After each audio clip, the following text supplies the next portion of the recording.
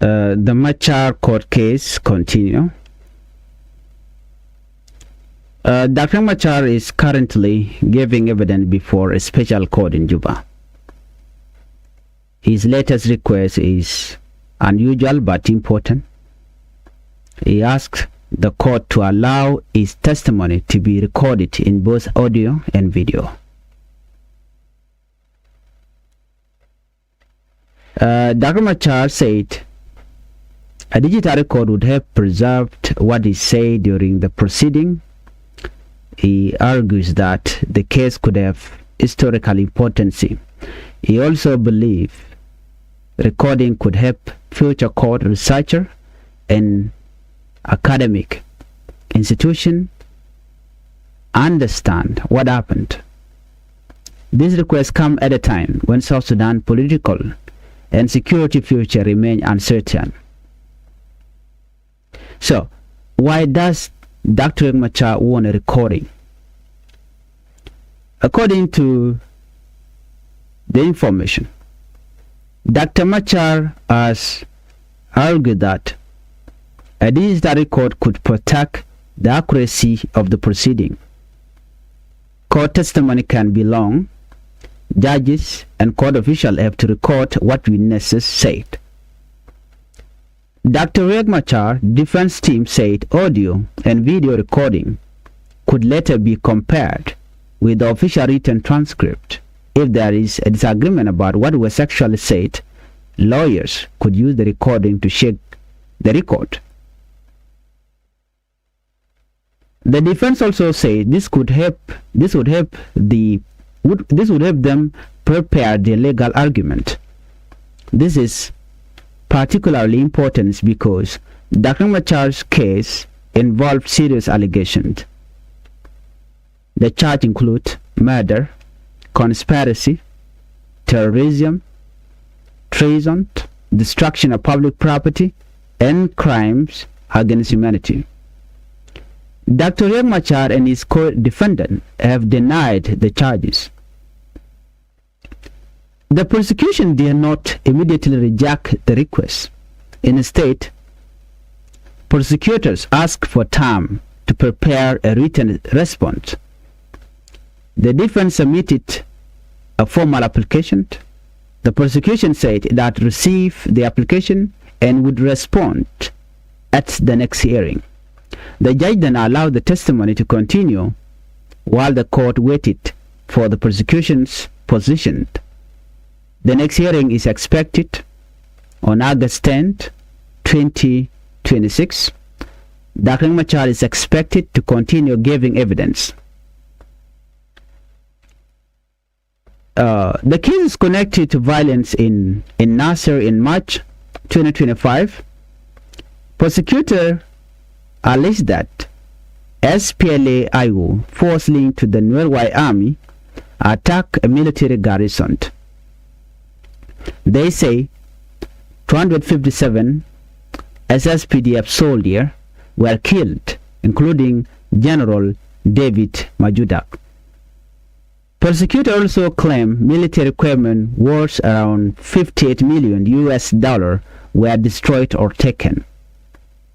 These are extremely serious allegations, but it is important to remember that allegations made by prosecutors are not the same as a final court judgment. The defendants have denied the charges. The court must therefore consider the evidence before reaching a legal conclusion. This distinction is important when reporting any court case. So the question is, why Dr. Machar case matters politically? The court case is not happening in isolation.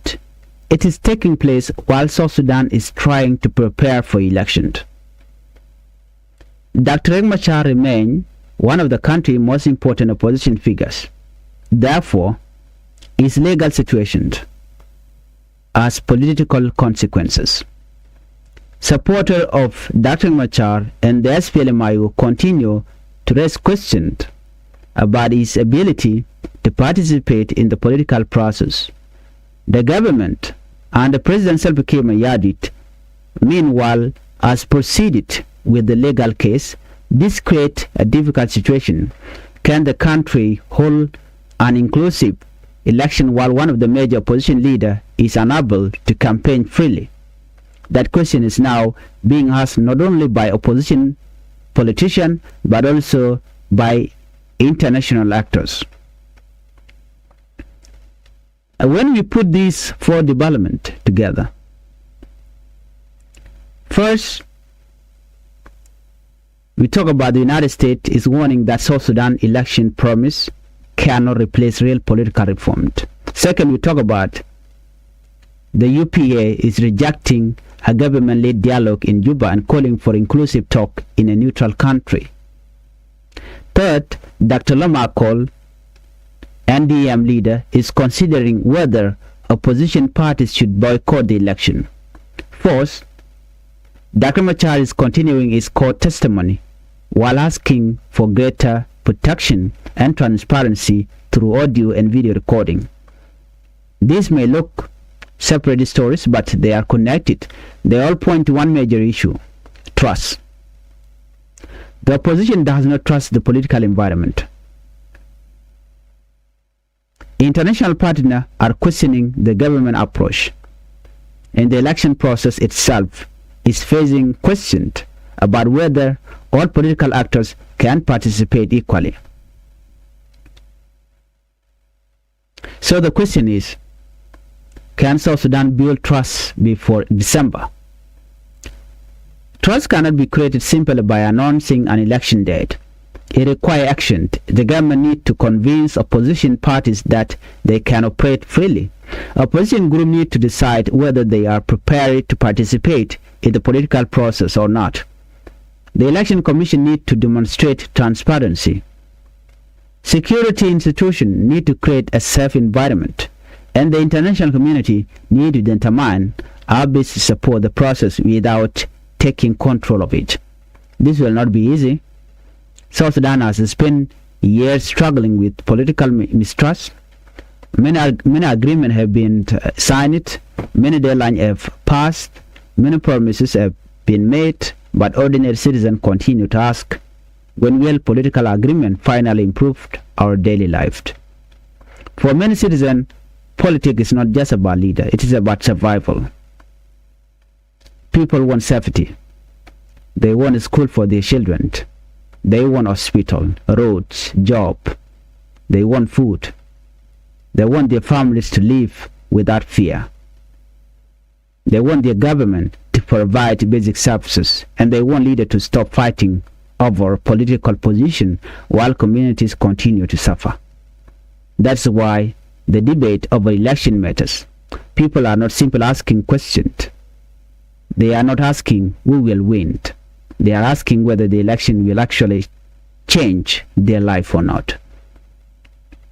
Even if elections are successfully held in December, South Sudan's problem will not automatically disappear. An election can choose leader, but it cannot automatically create peace. It can automatically rebuild destroyed communities. It cannot automatically heal political division. It can't not automatically create trust between communities and political leaders. Those things require long-term work. That is why the international community is repeatedly talking about dialogue, peace, security, and accountability. The election is only one part of a much larger political process. Well, there are several possible scenarios. The government could continue preparing. It could continue preparation and hold the election in December. If opposition parties participate, South Sudan could begin a new political chapter, but the credibility of the vote would depend heavily on whether the process is considered free and fair. If major opposition parties refuse to participate, the election could face serious questions about legitimacy. The government might still hold the vote, but political disagreement could continue afterward. The government could agree to broader talk with opposition group. Those talks could address political freedom, security, the peace agreement, and the condition for election. If successful, this could create a greater confidence in the election process. Another delays could give political actors more time to negotiate, but it could also increase frustration among citizens and international partners who want the transition to end. So every option carries risk. The United States, African Union, IGAD, and the United Nations all have important role, but there's also a limit to what international organization can do. Ultimately, South Sudan political leader must make the decision. The strongest message coming from Washington is exactly this. South Sudan leaders are responsible for solving the country's political crisis. International organizations can help, they can mediate, they can monitor, they can provide humanitarian assistance, but they cannot permanently replace national leadership. Thank you for watching. Let's meet on the next report. Bye-bye.